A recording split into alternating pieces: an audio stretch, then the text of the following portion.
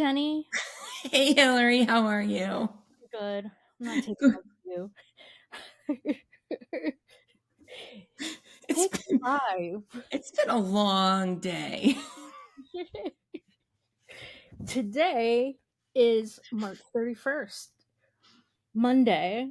We started this podcast recording at like 11 a.m. and Yeah. technical difficulties all day. So if you're listening, it is on or after April 2nd, 2025. This is season 7, episode 13. And you're listening to Kissing Lips and Breaking Hearts with the Garden Tarts. And because we started at 11 some a.m., we had coffee. Yes, And now that it is after 8 p.m., we have moved on to whiskey. to whiskey. Yeah. Yeah. Which is very, appropriate for Yeah. this podcast, which we'll get to. Yeah. I just got back from Mexico and I have a Mexican whiskey. Oh, that's nice. I haven't tried it yet. El Whisky de Mexico. I'm just drinking the traditional screwball. It smells like whiskey. I was cleaning the other day and I found this bottle. Whew. That's not messing around. Screwball. It's 43% alcohol. I'm just going to pour myself a little bit here. Is that too much of this might? Screwball's 35%. That's higher than I expected. Yeah, I thought it was like 3. No, that's Fireball. Right. Which we don't support anymore. No. I mean, we still have it in stock, and it would be stupid to let it go to waste. But we're not repurchasing. No more money. I have looked up the Screwball has been sold to a larger company distributor, and their political donations seem to be kind of all over the place. They're not like a straight Trump GOP thing. So it is what it is. Yeah. Got to be aware these days. Yeah. Vote with your dollars. But anyway, we're not talking about that today. No, we're not. No. Today we're talking about a very special gentleman, Mr. Gavin Friday. Gavin Friday. He is on tour. So, and that's like a rarity.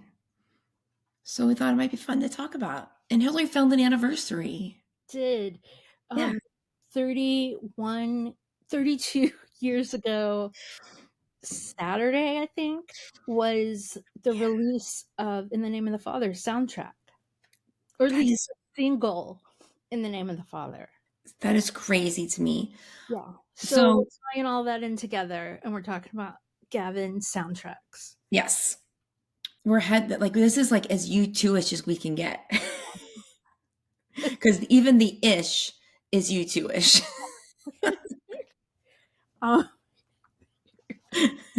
This is kind of how we got our name. Is this episode entirely is? Yep. I mean, we got the U2-ish part, our subtitle. Crazy. So, I watched one of those. I watched a couple of videos from his tour, and it's mesmerizing. And not only that, but can you imagine? Not that we know, but can you imagine like being high at that concert? I would think I might die. Like, you're mesmerized to death. Yeah, I don't know that I could, at least at this point in my life.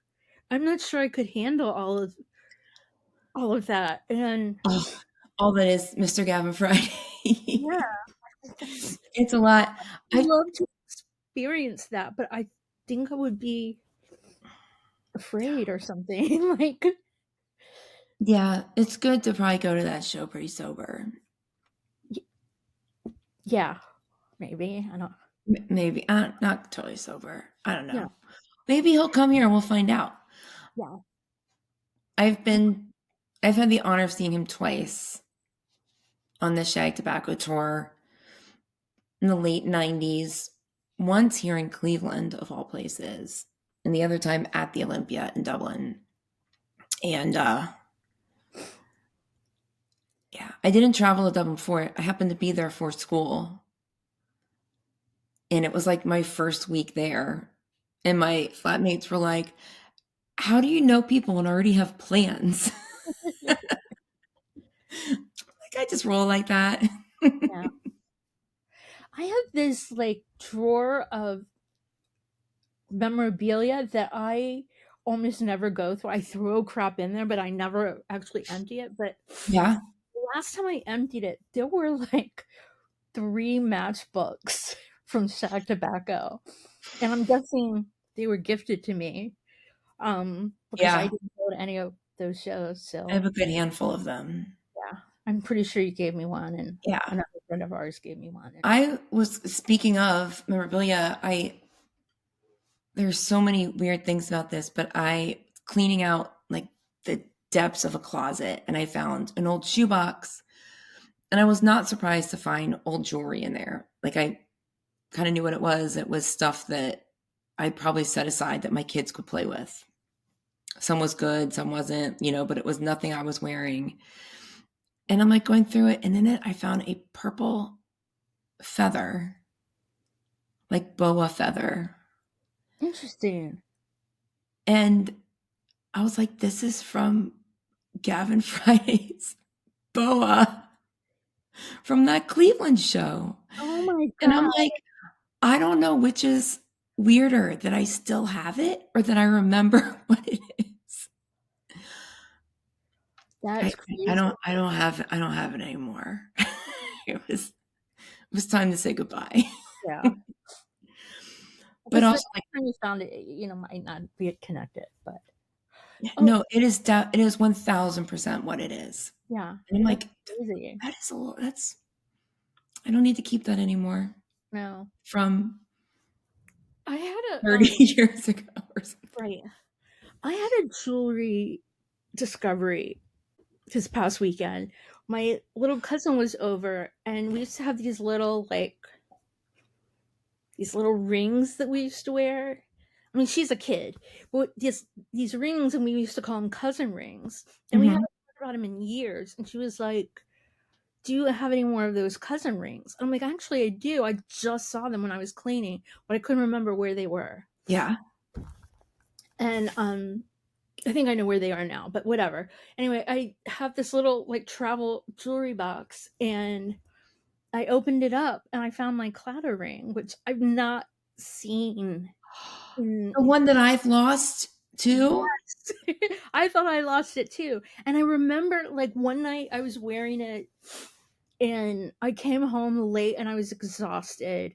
And I took it, my earrings and my ring, and for some reason I put it in a candle that wasn't burning. It was just a candle that was sitting on my dresser. Yeah. And then I didn't see it again since then. So clearly I moved it somewhere reasonable and just forgot about that too. But I Maybe mine is somewhere reasonable. maybe it is. So, funny enough, I was at dinner with my family tonight, and well, first of all, you and I got matching rings in Dublin Yeah. last time we were there. And then I was at dinner, and my 17-year-old who had been in Dublin last over the summer had her claddagh on. I was like, I thought you lost that. She's like, I did, but I thought you found it because I cleaned up. I went bananas in her room. And I do remember finding a ring, but I didn't look at it. She wears lots of little rings. Yeah. She's like, it was on my desk. I figured you found it. I was like, I must have. I know. So she found hers. So maybe Yeah. mine is somewhere. Maybe. And I found, but I don't think I actually admitted that I lost it. You did tell me you misplaced it. Okay. I'll Okay, just, I have hope for my clutter ring now. yeah. I also, in that same thing, I have a ring that I got in Israel like 30 years ago or something. I Oh my really thought that was gone. wow. Like I thought moving or something somewhere that was just gone. And so I don't know how they actually got in this little box because the box isn't that old. The jewelry case isn't that old. Huh. So none of it makes sense to me, except that sometimes I'll, take something and go to sleep, and then for some reason I decide to clean stuff. So it's better Yeah. than, eating or driving. So it's At productive. least it's productive. Yeah. Yeah. So Well, yay. I'm glad you found it. Now I need to find mine. I'm wearing an old one, but which I quite like. It's different, I really like it. It's very different. I but love I want my matchy one of yours. I also got this one in Dublin, I believe. Okay. Should we get to our Gavin stuff? it. Yes, we definitely should at long last. It's only been 9.5 hours we've been trying to do this.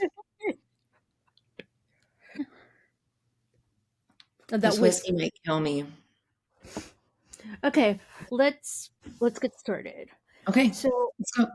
Gavin has had many soundtracks. Like clearly he's had a good career of varying soundtracks. But the first one that I found was from the movie Bad Influence from 1990 with Rob Lowe and James Spader. I don't recall ever seeing this movie, It is um, unfamiliar to me. but it sounds like a movie that I would have watched then or a little bit later. But I've never, Right. I've never seen it. The song that he contributed is "Got What He Wanted," featuring the man Caesar. The song is from the album Each Man Kills the Thing He Loves. And it's again I've never seen the movie, but it's it seems really perfectly dramatic for a movie. Oh, the song, yeah, for Yeah. sure. Yeah, like I don't I mean I could see that in Yeah. it being in a He dramatic. got what he wanted and lost what he had. I love that's Each Man Kills the Thing He Loves. That's it's Gavin's first album. It's fantastic. Yeah. It's on iTunes. Go listen to it. I'm sure it's on Spotify. I love this song so much. And oh, and I should note the man Caesar is Maurice Caesar is his it's not his birth name. I forget what his last name is, but he is an Irish composer and does a lot of soundtrack work on his own as well. So I think almost Maurice or Morris. oh, I don't know how do the Irish say it? Do they say Morris? I don't know the English say Morris. Okay, so maybe. I don't know. But most songs by Gavin will have him on it Yes. as That's well. the They are songs. definitely a team. Yeah. Okay, so the next movie was Shortcuts, which was from 1993, directed by Robert Altman, starring literally everyone. Like, just a huge ensemble: Robert Downey Jr. and Tim Robbins, and I can't even remember, but I saw Yeah. it, and I don't really remember a whole lot of it, but I remember that there was like in between, it's like 9 stories. Okay. In between and throughout, there's this lady singing to like a lounge act, and she sings all these songs from other people. Oh, interesting. Yeah, so Gavin's song was "A Thousand Years" by Gavin and Morris Caesar, and it's sung by this lady Annie Ross. Okay. And if I remember correctly, she was kind of like an older woman and just having fun, like drunkenly singing at a I yeah. I need to see it. I haven't seen Yeah, I it's a really, really yeah. good movie. I also think it's very long. I can't specifically remember this song in the movie, but I remember really enjoying the movie, and And the song's like not we can't it's not you findable. can find it like anywhere. Like I mean I've searched for hours for that song, and it's not Someone's gonna comment and say, "Here it is." great. It's And thank you so we can hear it. gonna be somewhere like ridiculous, like just Apple Music, and like we've searched for days, and anyway, Right. it's not there. But humor us if you know where it is. There's Yeah. another song.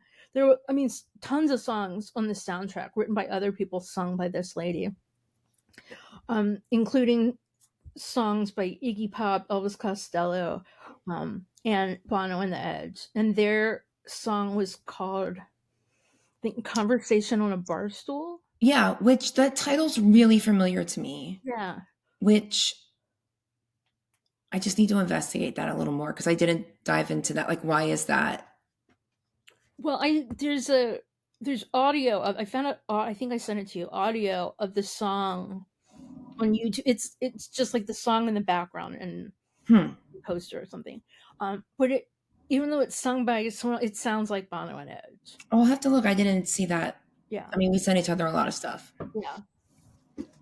That movie is very good, and I used to like the Robert Altman movies because The Player and um like Pret-a-Porter, like just movies that have these huge casts, and Yeah. it's like everyone ever is in these movies, and it's All that just everyone. fun.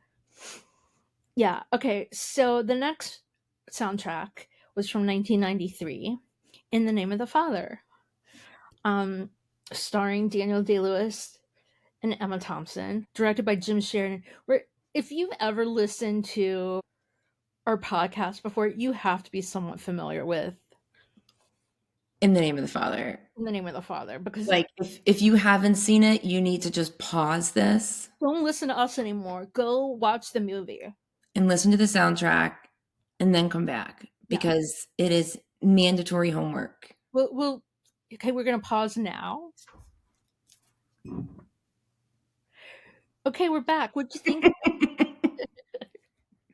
Oh, I should have paused like this.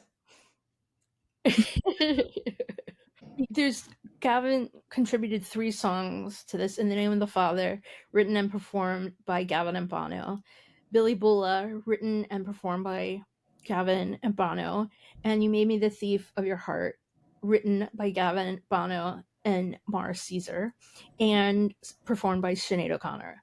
If you've seen this movie, you know the song "In the Name of the Father." Like, there's no way. Like, it's in the opening credits, Yeah. like the universal world is spinning and the song starts, and then like it comes to like the song like comes to it ahead when that bar in Guilford explodes. Loads. It's the most perfect. I have like chills right Oh, now. you know what? And I watched it last night. I mean, I didn't watch the whole movie, but I watched um that part last night. Yeah. But it's the most chilling, perfect opening. I can't think of anything else that's more perfect than that. I mean, of everything we know of Bono and Gavin, which, we know a lot more of Bono, a lot less of Gavin, but it just feels like the perfect mix of the perfect parts of their artistry. Like, Um, it's amazing. It's amazing. it's the and I say it was jarring and stunning and perfect, and with all of like you were just saying, with all of Gavin and Bono's collaborations, like the stark difference between their voices. Yeah. It's just it's so perfect. And it feels like a lot of times, like the stuff I was listening to, usually one of them takes the lead and then the other one Yeah. is part of the chorus. But this one, they each have their parts that just work perfectly together. I wrote down, do you think they have as much fun in the studio as we do here? I don't know. That's a good question. I hope so. It's a really good question because I mean we've said this before, but I actually saw somebody post something the other day about why they do a podcast every week, and they said it was just to be with their friend. Yeah. And so like do you think that maybe they do collaborations just because they want to be with their friend? Right? And probably they're going to make a lot of money, which we don't do, but we still do this. That's what the Smartless guy said that they started their podcast. They were just talking. Yeah. So there is an official music video for this that was on MTV that you sent me, and I haven't seen it in 100 years. I mean, neither. 32 years apparently. And I was really struck by the two men in like loincloths Yeah. beating each other with crosses. It's like, There's wow. a lot of like imagery Yeah. and violence Yes. in there. What an amazing song. So amazing. I don't know. It makes me all the feels. Okay, so the next song is Billy Bula. Um, Which, like, what contrast? I know. In the name of the We Father. definitely had fun with this one.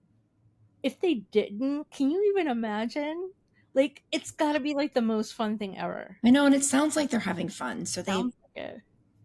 if they're Um, not, they're really good actors. it's in the movie in the scene where Jerry robs the hooker's house. Which I don't know. I just always have thought that was funny. It's got like mirrors on the ceiling, and Yeah, um, it's hysterical, fun, and just kind of trashy. yeah.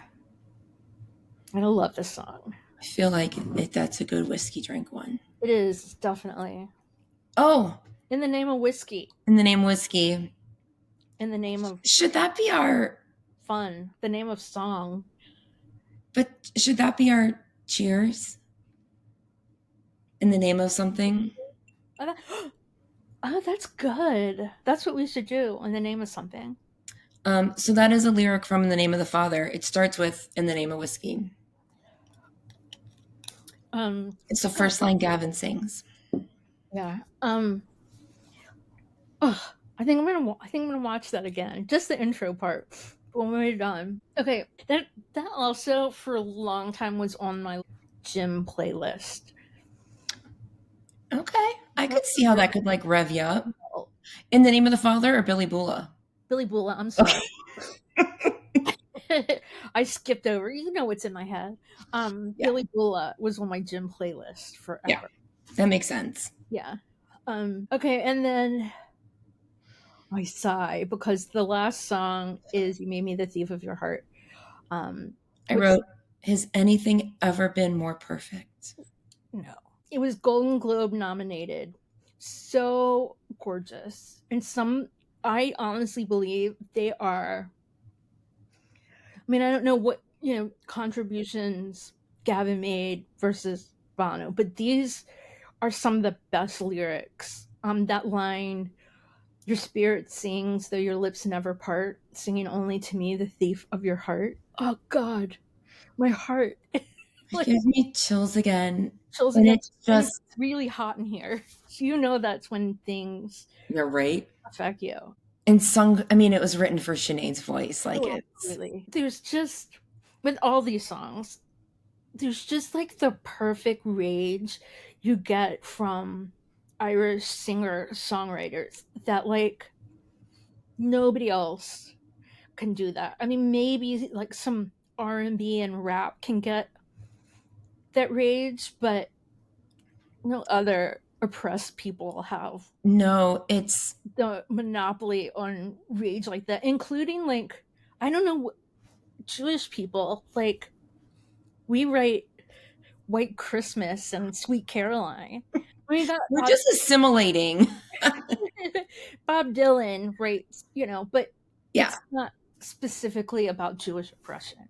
Well, in so many, I can think of other songs that I won't name by name that are written for movies and it just feels forced. Yeah, Like it doesn't feel like it was created in the for magic that is the U2 world. And it doesn't feel like as passionate or as honest, yeah, maybe. And I I think I uh, come at that from like a really biased side. right. Um, so no offense to anyone who wrote those songs. But these ones are just so there's so much emotion. It's so personal. It's Like bless you. no one else could have written those songs.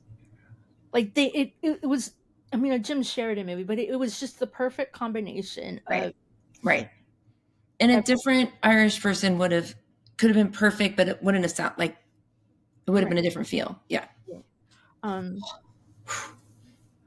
We could good, talk about that forever. good for Jim Sheridan for getting out the Irish for his.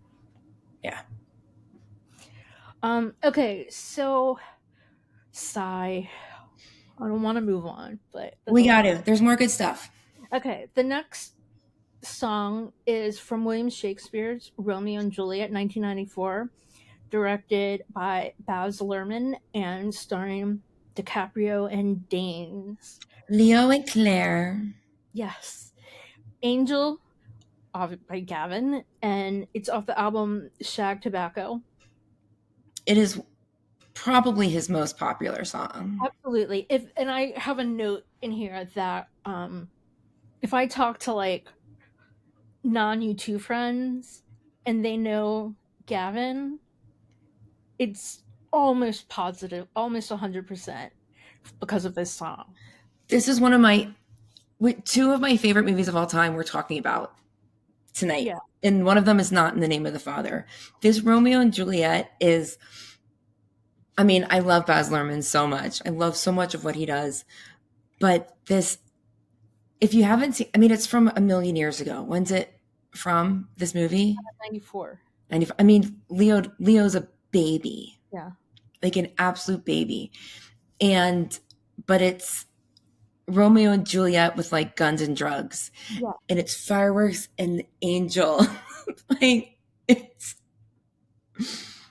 one of the most perfect things that ever happened. Like this is like this song is like perfect, dreamy. Like you can hear it and like see colors and stuff. Like it's but just I just it's dreamy and not just because it's called Angel or anything. It just has this glow. So anyway, that's a great one, and just Gavin's voice is so dynamic, and nobody sounds like him. Yeah. He got so deep and his falsetto was so high. What a gift. Seriously. Okay, the next movie was Mission Impossible, 1996. Obviously, Tom Cruise. The song is You, Me, and World War III, also off of Shag Tobacco. Shag Tobacco did quite well in the soundtrack circuit. Really did love that album. Yeah, we played that all the time in college. All the time. That Mission Impossible, that was a great soundtrack too. With, of course, the theme, which was written by Adam and Larry. Also on that soundtrack was Massive Attack, Pulp, Bjork, and the Cranberries. Oh crap. Yeah. I have the soundtrack on like vinyl, I think. I must. I bet you I do Yeah. too. Or at least the Adam and Larry single or something. Yeah, I definitely have that, but I think I have both. And I haven't seen the movie. I haven't seen the movie since it came out. Like I saw it in the movie theater. Yeah. But I mean, it's a memorable movie. This song has like a spy feeling to it. It's Oh like yeah. when I hear it, like it came up on my not too long ago. It came up on my shuffle and while I was driving, and it does kind of make me want to like look in my rearview mirror and like like it's just very Put on your shades. yeah, yeah, I think it's really cool. Like I feel like someone's chasing me when I hear this song. Okay, so the next soundtrack was Basquiat from 1996, starring Jeffrey Wright, David Bowie as Andy Warhol, Courtney Love, and Dennis Hopper, the actor. If you don't know the origin of that story, I will quickly just say a friend of ours had a conversation one time with Bono, and he was talking about Dennis Hopper, and he paused and said, the actor. And then when I heard this, except I say it wasn't me, but everybody else says I said it. I was like, no, Dennis Hopper, the juggler. And for some reason, 30 years later, that's still around. But I Yeah. cannot say Dennis Hopper without The actor. the actor. Like, no shit. Like, we're not dumb. Are there more Dennis Hoppers? Uh, Spot and dimes. Maybe he's like waiting to see it. Like, is there a reaction of familiarity? I don't know. I'm trying to not die right here because you're talking to me. Right. Just continue. Just continue. You got that exactly right. Yeah. And try not to die. I'm not going to remember any of this. So just keep talking.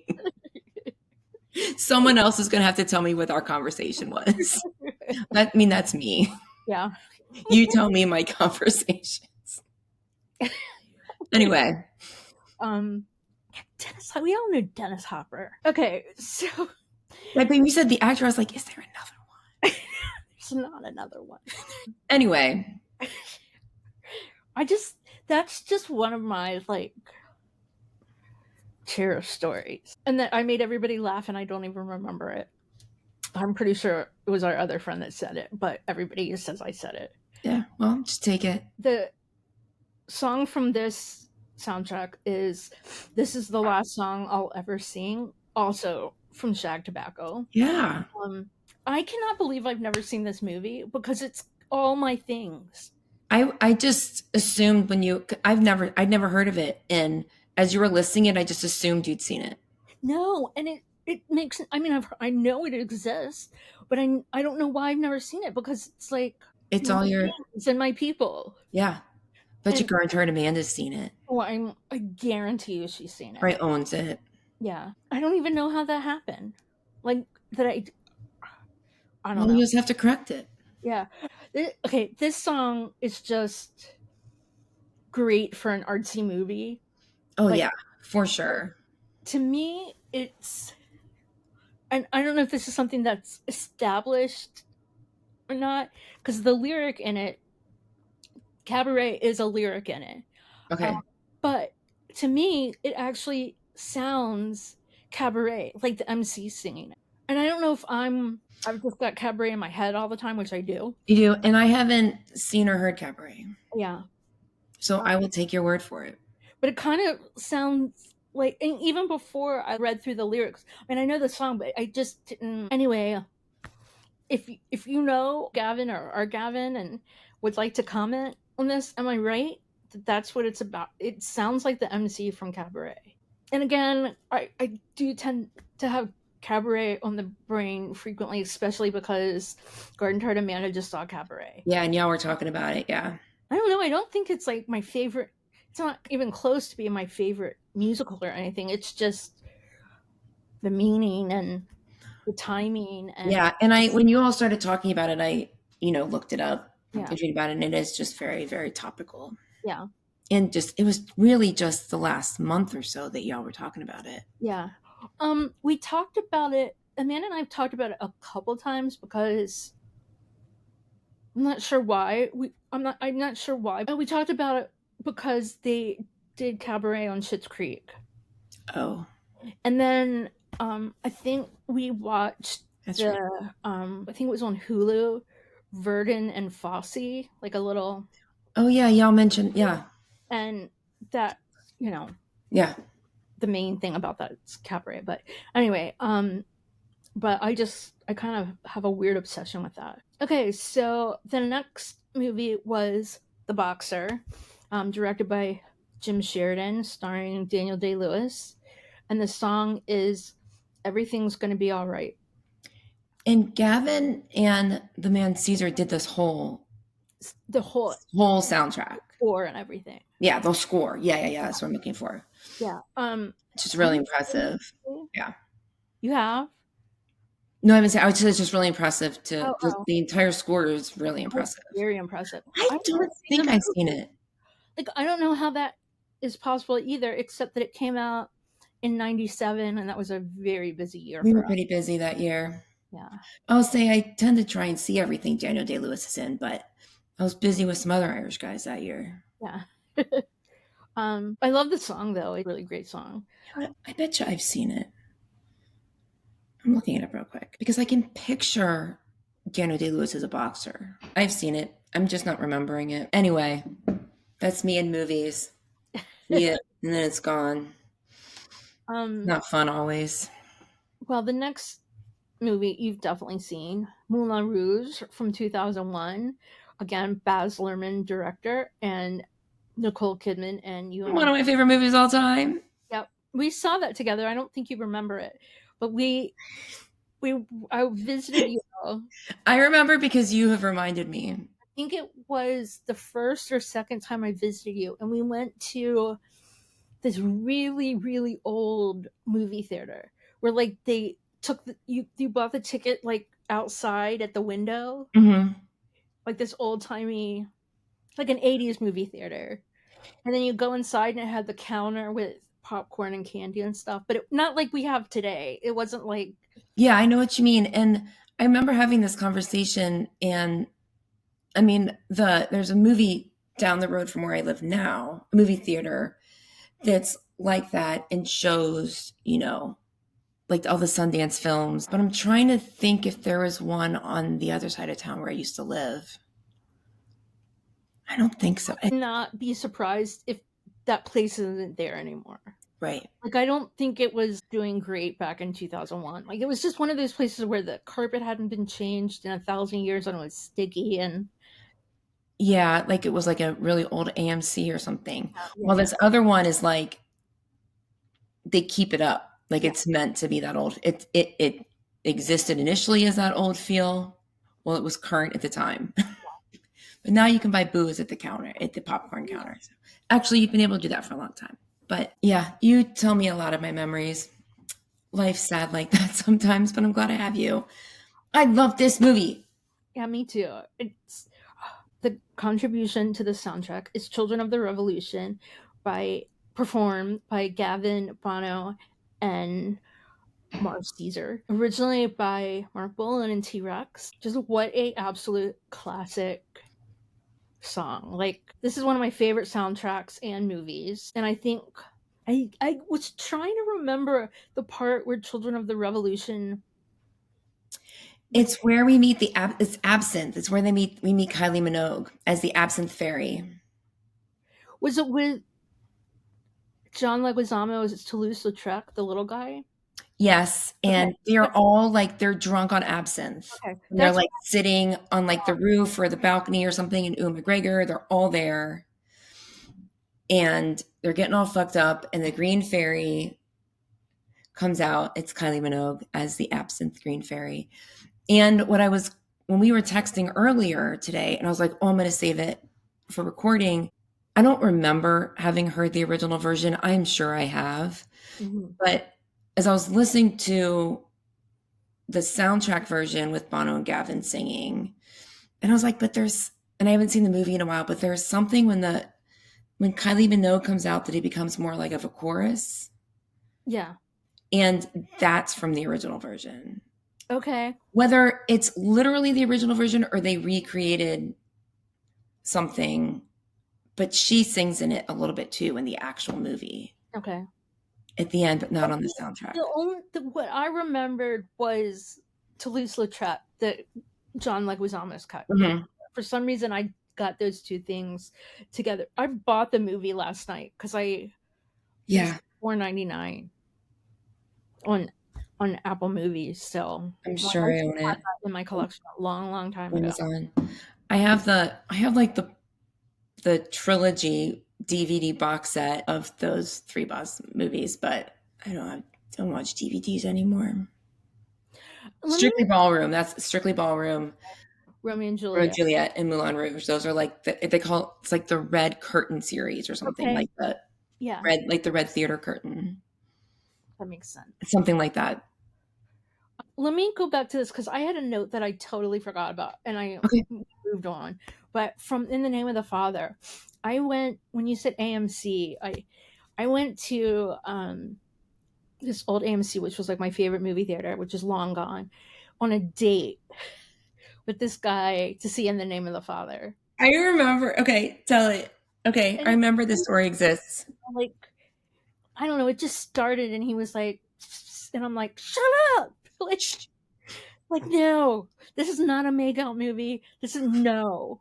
And then I had like three movies in a row that I mean, they weren't the same years or anything, but they were awkwardness.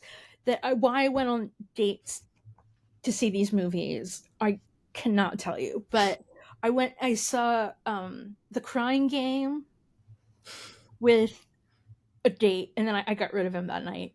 And I'm just like, if you didn't appreciate, like, no, we're not. You were not the same people. No, no, you're gone. And you were weirded out by that. No. And then another guy who we went to see In the Name of the Father, and he wanted to talk through the whole movie, and I'm like, shut up! Like, Like, I actually want to I see need this. every second of this movie. Like, you don't know. And then another guy went to see, I think, Schindler's List with. I think you're right. And it was just like, why am I doing this? Like, don't these are not movies you go, not like early dates, not like first, second, third dates kind of. No, this is like a decision you make together Yeah, to put yourself like a in this vulnerable. space. Yeah, yeah. But like we saw The Crying Game like the weekend it came out here, and I didn't know anything about it. I Right. just thought I think I knew the sound. Boy George had the soundtrack. Yeah, but anyway, I've made lots of mistakes, but those were definitely three. But Okay, you didn't keep dating those guys, so not that's that's probably good. okay. So the next movie was Breakfast on Pluto, 2005, directed by Neil Jordan, starring Killian Murphy and Gavin Friday as Billy Hatchet. Have you seen this movie? I have seen this movie. It's been a really long time. I mean, I've read that Patrick McCabe is the author of the book, Yeah. and he also wrote Butcher Boy, which became a movie. Um, I've read a lot of his books. You want to hear the weirdest thing about it? What? I've never seen this movie, but I wrote a review of the book for our newspaper. Yeah, I also don't remember reading the book. So I need to like look up that in our newspaper archives yeah, you what do. I thought of the book because I remember stuff like I mean not that I didn't read the book, I know I read the book. Right. I must not have I reviewed it. It I was a must long time ago. really long time We've ago. read a lot of things since then. Yeah. Anyway, the songs that Gavin contributed Sand that he also sung with Killian Murphy Yeah. and Wig Wham Bam, which Gavin sang, but it's originally by Sweet or The Sweet. I'm not sure, but if you You if you said don't know them, they also sang Ballroom Blitz, which I think a lot of people know. and the Gavin's cover is like it's a real honest cover. It is. Yeah, It's it's so much great. fun, and oh my god, I love it. I love it so much. So the song "Sand" is great. It has like a little country Yeah. s- And then swing to it. I Killian Murphy's voice was a surprise. yeah, And really. I remember very much this movie was my introduction to him. And I was like, is this person real? Like this perfect, beautiful face. I couldn't look him up fast enough. Yeah,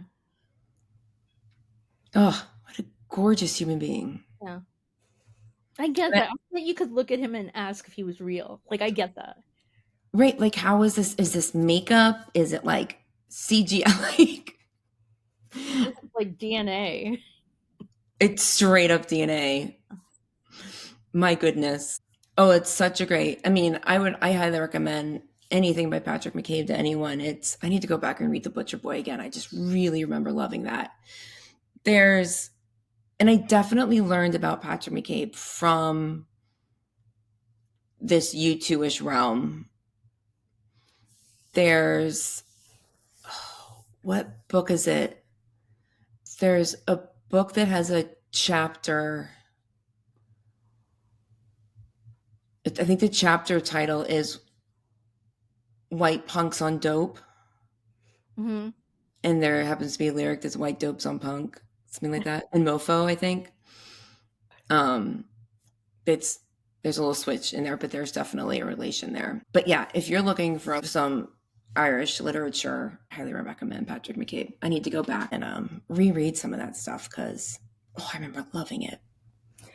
Well, listening, especially, I mean, listening to Children of the Revolution and with Wham Bam, like I feel like what the world really needs right now is some glam rock, and I don't mean like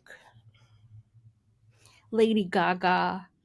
No, but No, they're getting it. You know who they're getting it from hmm, is Benson Boone okay, and Conan Gray. Like Benson Boone, I mean, that man is Freddie Mercury. And Conan Gray, he's got the most beautiful voice. I mean, I don't know if I would call it glam rock, but he's definitely got like a Bowie Mercury thing going on. So I feel like there's a version of it out there. The artists are out there. It's, yeah, it needs to be I have to investigate that because I think there are a lot of people glammed that up. try that are glam, but their music isn't glam rock. Yeah, yeah. I bet Here's I think that there are some people that could fill that void, yeah, but they just it's I not think the the same. people It's that are not the being like same. touted as glam, they're it's just not the same thing. No, and it's very radio friendly. Yeah, But it's giving, I mean, just like looking at the, at least the public on stage characters they're giving us, giving the world, it's definitely an homage to that. yeah. Well, the moral of the story is that Gavin is really great with soundtracks and Really great. really, really great. And I wonder if he has any movie plans for the future. So we could ask him that over whiskey and cake. I mean, he could also, pick his beverage and dessert of choice. Oh yeah, we are happy to oblige any Yeah. beverage and any dessert. Like Bonner doesn't get a choice, it's whiskey and cake. That's already been decided for him. Like years ago. Yeah. Like in 2018 in Nashville. Goo cluster cake specifically. Yeah. But yeah, that's a great, and it's just great seeing him out of like the YouTube sphere, literally and figuratively, and doing his own thing, um, and getting to be an artist in his own right. And because God, what a talent that man is! you know, What a freaking talent! and just what a just unique talent. Like there's nobody else like Gavin. No, and how lucky is our little band to have him as like their creative consultant, director. He's got some official title. Yeah. Um, Buddy. but there's some quote, it might have been during 360, that Bono says that he called up Gavin and said, "Everyone's blowing smoke up our ass. Can you come tell us what this really looks like?" Aw. So I wonder what he said. Like, you're right, this sucks. Just kidding. Or, yeah, good job, guys. That's funny. Cause like I mean I always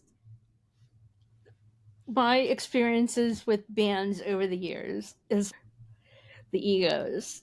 And, if you come off the stage and say, "Oh man, I sucked," I'm gonna say, well, if you think you sucked, then you must have sucked. You must have sucked, yeah. Yeah. I'm not gonna. Yeah. I'm not gonna I mean, blow like, smoke I up. had a great time. I thought that I had a wonderful experience, but you're more experienced than me, so I'm not. But I'm not gonna. I'm not gonna blow smoke up your ass. So no. I think I would. If Bonham came off the stage and said, "Oh man, I sucked," I would not say that to him. I would start a feedback loop. So tell me, what do you think sucked about that? And he could say, and I was like, well, now what do you think went well? Well, let's work on that. And then I would say, would you like my That feedback? was no shit. This is like an official thing at my now ex employment. Would you like my feedback? And they can say yes or no. And 9 times out of 10, your feedback is what they already said. Right. They say, so no, what are we going to do next time to improve on that? It's I the set list. I could feedback loop the shit out of those guys. Oh my God. It'd be so good. Yeah. So good. Gavin, if you are Gavin or no Gavin, and you ever feel like you need a little help with the set list, like something's just not right, that girl over I don't know which side of me she is too. is a pro. It's kind of my thing. She predicts the future and makes corrections that aren't corrected. And then I Anyway, send an imaginary memo, and somehow it yeah, happens. sometimes the memos happen. Yeah. Yeah. Anyway, she's got a lot of great opinions and Thank you. suggestions. So That's you one of the do. nicest things anybody's ever said to me. You have a good sense of setlist vibe and flow and these kinds of things. And I know what I like. yeah, yeah. You've seen a lot of live shows Yeah. and you know this music really well. Yeah. She's got a good ideas. So yesterday, so 24 years ago yesterday, I went to one of the only 3 U2 shows I've ever seen and then slept in my own bed that night. Oh, Out of all the shows I've seen, which are a lot, there have only been 3 where I went home and slept in my own bed, which is really yeah. ridiculous. Have there been 3 for me? Well, you've seen it Elevate. in Cleveland twice. I've seen him in Cleveland twice. Right. Well, JT 17 and Elevation. Yeah. So maybe I've only slept in my bed twice. Oh. Then I'm not so crazy. There was one night I went to a friend. We went to Columbus and we drove home that night, Okay. but it was like 2.5 hours. Well, I did. There was one. I went to a show in Charlottesville. Yeah, and And drove back. So it's yeah, I think 3 times for me. I think because that's a I lot don't. of traveling. It's I actually I think more fun. I know. It's kind of weird to see them at home. No, I think I I can't would prefer to even travel. I can't even remember like how did my brain work? Like how did I decompress? You just go on with you like wake up and you brush your teeth and go to work. It's weird. It's so weird. I don't Yeah. well, I didn't for the first YouTube show because I was in high school. Well, And and you skip school the next day. I did skip school the next day. But still, But I mean, so did half my school. And then in Charlotte, I definitely went to work the next day. And Charlottesville, I could have gone to work the next day. I probably took off a day yeah, because I wouldn't have gotten home until like 4 in the morning or something. right, Just right. getting out in traffic all the way home and Yeah, everything. But yeah, I just if I did that regularly, I can't imagine how screwed up my head would be. I need like a day in an airport and distance to decompress. right, And then it still takes a while. right. But then it's easier to separate your two lives though. Like my U2 life is over here, still in the airport Wait. and still in Omaha. Well, this life can go on a little easier. Yeah.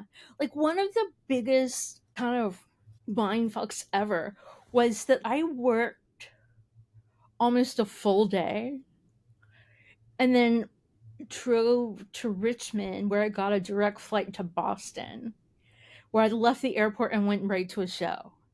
And like I'm at the show and I'm like, oh my god, I was selling an insurance policy earlier today.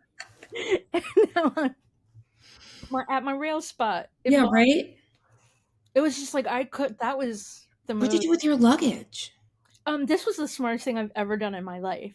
I mailed my clothes to my friend Holly No. and she was driving there. Yeah? I'm just like bring the box. And in the box I put another 2 changes of clothes, pajamas. I put contacts, a little bit of makeup, That is brilliant. all of my stuff, and a bag. That was like the most important thing.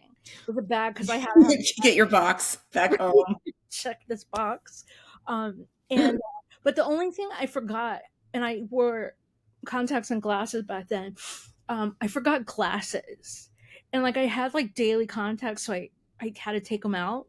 Yeah. And I'm like, oh my god, if there's a fire in this hotel or something, I am dead. So I told our friends that were in there, if there's a fire in the night, I need you to take me by the hand Yeah. and Assume go I am out. blind I because I can am. see an inch in front of my face. But I mailed my. I can't. I didn't know how I. But also, in Gee, like 3 weeks, I went to like Toronto, Boston, and New York. you were in the right mode. You Yeah. like, Before I went to Toronto, I kind of had to pack for all 3 trips. right. So I had in my guest room. I had, and I never pack ahead of time. I had no choice for this trip. Oh my gosh. Yeah, but to pack. Because you're like packing at 2 a.m. on the day your flight's leaving. I mean, if my flight leaves at 6 a.m., I don't sleep that night, and I wait to pack until like an hour before I have to go to the Yeah. airport. I'm horrible at that. But this, I didn't have a choice. But yeah, it was literally the smartest thing I've ever done in my life. That's amazing. Yeah, That's mailed amazing. I mailed clothes and some eyeliner and contacts and socks Brilliant. and Brilliant. yeah. And but also it was weird that I flew with a small clear purse. You're like, do I need to put this through the scanner? Do I need to take anything out of it? Because yeah, um, but I mean, I had nothing. I walked in, and it was the weirdest feeling. I just had my purse. I had my ID. I had some lip gloss, That's so funny. and oh, no tickets. I had no No tickets. tickets. Yeah. Yeah. So thank God it always works out. But that was Knock on wood. Okay. anyway. Well, yay. Gavin, come to the US. Mm, we really want to see you here, but also we won't fault you if you don't want to come here right now. Oh, I don't want to be here right now. I know. And I'm like, we do want you to come here, but I also don't want to expose other people to our nonsense. Yeah. And if I was maybe a European artist or a foreign artist, I don't think I would come here. I would probably refrain from bringing my money here. Yeah. Yeah. That said, if you come, we're there. Yeah, we're there. And we would love to go see you, out of the country, but it's fear. I think he's only got like 3 shows left, and that 2 of them are in Dublin, I think. Ireland. If it wasn't for Sphere, Sphere didn't break the bank. I'd have the miles and everything. Yeah. But blame your friends. Oh, I had a cute interaction. So we have this YouTube friend named Verlinda, and she was on Jeopardy. And I remember seeing Jeopardy because I'm obsessed with Jeopardy. I remember seeing her on it. And then when we did the YouTube conference, she popped up, and I was like, no. I Like, can't believe you recognized I her. recognized her right away. And then I'm like, this can't be, like, no. And I, like, on the side, I, like, Googled her, and I'm like, holy shit, it's her. And so I, said in the YouTube conference and everything, I'm like, I'm a fan. Anyway, we've been friends since then. So she puts a pretty regular reminder on Facebook about how you can take this test for Jeopardy. It's like a 15-minute test. I've never done it, but I feel like maybe one day I'll do it. You should. Yeah. I mean, I don't know anything about really science or geography or philosophy or mythology or You know more than you think you do. a lot of stuff. But You I play a have lot of Jeopardy. categories that I do know about. I know a lot about that stuff. Yeah. And so anyway, I replied to her today, and I'm like, how do I get on Celebrity Jeopardy? Because that I would rule. Like, That, I go through those boards and get everything right on them. I mean, I rock that stuff, but they make it a whole lot easier for Celebrity Jeopardy. well, yeah, because what they're trying to raise lots of money for Their charities. charity stuff. Yeah. Also, if I went on it, my charity would likely be me because I'm but whatever. But I'm like, Like it's step 1, step 2, Step step 1, fill out Celebrity Jeopardy. quiz. Step 5, get you 2 on Jeopardy. Well, this was I'm like, how do I do that? Like, I've always had the 3 steps, and I don't know what step 1 or step 2 are. But then the third step is beyond Celebrity Jeopardy. Celebrity Jeopardy. We have those steps for a lot of different things. Yeah. And she was like, well, get your 4 friends from the band to go on with you or something. And Yeah. anyway, I just thought that was really, really cute. Like, That was cute. she knows me. She does know you. Jeopardy winner. She's very smart. Very. But anyway, That's fun. that was kind of cool. I would really, or I totally would do well on like the middle school or elementary school Jeopardy. Oh, yeah. Do great with that, or Celebrity Jeopardy, but I think I'm out. You might surprise yourself. Yeah, I'm gonna take it. Takes like 15 minutes or something. Yeah. I'm gonna do it one of these days, but Yeah. But then that's another thing. I don't want to go on it. Like what if you make it? no, what if I make it? I have to go, and I don't want. Kind of. I don't want to do that. Like I don't like. Attention. Like I don't think people are listening to us. No one's listening. It's just us. Just us. So yeah. Yeah. I've always said if we were at a show and Bono picked me to go up on the stage, I would pass it off to Jenny because I don't want anything to do with that. Thank you. I would take that for you. Yeah. Or like having a rail spot in the front and like running around. I remember being at Madison Square Garden, front and center, and turning around and like freaking out that I felt like everybody was looking at me. Yeah, they weren't. I know. This was before the show started, but so maybe they were. I don't know. Possibly. But I mean, it freaked me out. Like every one of these people are looking in my direction. Yeah. So I don't like that. I just had a job for too long where I was on a mic at the front of the room. So I just don't care anymore. Yeah, I get that. I mean, high school or college Jenny would not understand this Jenny. So that's the weirdness of it, because when I was in high school, I was like totally fine with public speaking, and yeah, I was in drama and I gave speeches and spoke to city council and our legislature. I had that shit together. It's like as I've gotten older, we swapped. Yeah. Okay, y'all. Well, in the name of whiskey, what? I have my in the name of whiskey. Tune in next week on the next episode of the Garden Tarts. Bono asked Buster to never attend another U2 show. And with that, we say good night. Check.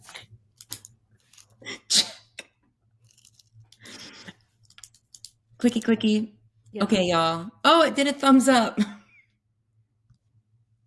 Do a thumbs up for me. Why don't those ever happen like actually on command? Okay, well, until next time, y'all. Bye. Bye. We'll be back next week with more U2ish content. In the meantime, keep chatting with us on social media at _Garden Tarts. Sign up for our newsletter at thegardentarts.com and share with your YouTube friends. You can support us on Patreon, buy me a coffee, and leave us a 5-star review on Apple Podcasts. Kissing Lips and Breaking Hearts, a U2ish podcast with the Garden Tarts, is created, produced, and edited by us, the Garden Tarts. Intro and outro music by December. See you next week.